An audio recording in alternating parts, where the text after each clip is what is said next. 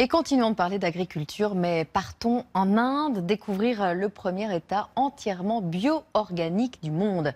La région de Sikkim, au nord-est du pays, a banni toute utilisation de pesticides et de fertilisants chimiques. Le résultat d'une politique de transition écologique fort ambitieuse. Reportage très étonnant de Clément Gargoulot, Alexandre Danelon et Kunarai.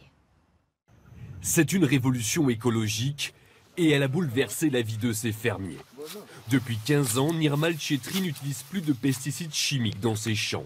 Ordre du gouvernement local. Mais cela ne s'est pas fait sans mal. Les 2 premières années ont été très difficiles. Nous n'arrivions à rien cultiver. Les engrais chimiques avaient augmenté nos récoltes mais asséché nos terres. Et on ne savait plus comment faire sans eux. Donc nous avons dû réapprendre à faire notre propre compost naturel à l'aide de feuilles mortes et de fumier de notre bétail. Résultat, grâce au bio, cette famille a varié ses cultures. Tomates, moutarde, salade, cardamone, bananes ou encore papaye. Fini le riz et le blé. Et avec la disparition des pesticides, les abeilles sont revenues. Son fils aîné a pris des cours d'apiculture. Il veille sur une vingtaine de ruches, une source de revenus supplémentaires. On vend ce miel 15 € le kilo.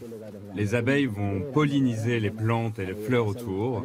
C'est essentiel pour nos fruits et nos légumes, car ça améliore leur qualité et donc nos rendements. C'est un cercle vertueux.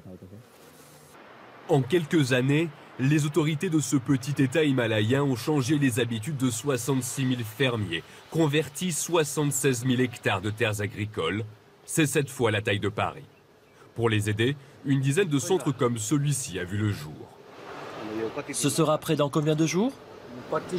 Dans 40 jours. Ici, on fait pousser des fruits et des légumes bio, prêts à être replantés. Avec la fin de l'usage des pesticides chimiques, certaines graines ne résistaient plus aux insectes nuisibles. Nous les cultivons à l'abri des maladies et les agriculteurs peuvent venir chercher les jeunes plants gratuitement pour les cultiver chez eux ensuite. Le gouvernement est allé plus loin. Utiliser des fertilisants chimiques est désormais un crime puni de 3 ans de prison.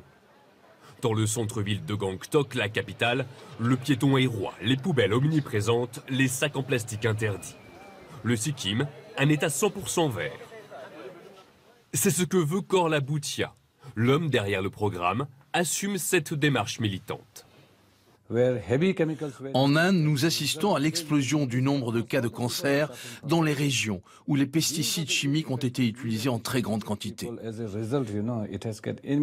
Nous avons montré ces conséquences à nos cultivateurs et ça les a fait rapidement abandonner. Et sur les marchés, interdiction désormais de vendre des produits qui ne sont pas bio. Une décision radicale pour obliger à acheter local.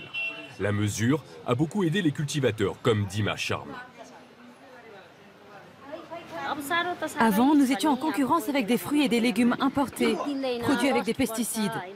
Ils étaient vendus moins cher que les nôtres, cultivés sans produits chimiques.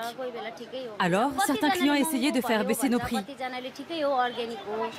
Pour les consommateurs, les prix ont doublé, mais les mentalités commencent à changer. Oui, les prix sont bien plus élevés et ce n'est pas simple tous les jours, mais il faut penser aux générations futures. Il faut leur laisser une planète saine. C'est meilleur pour la santé.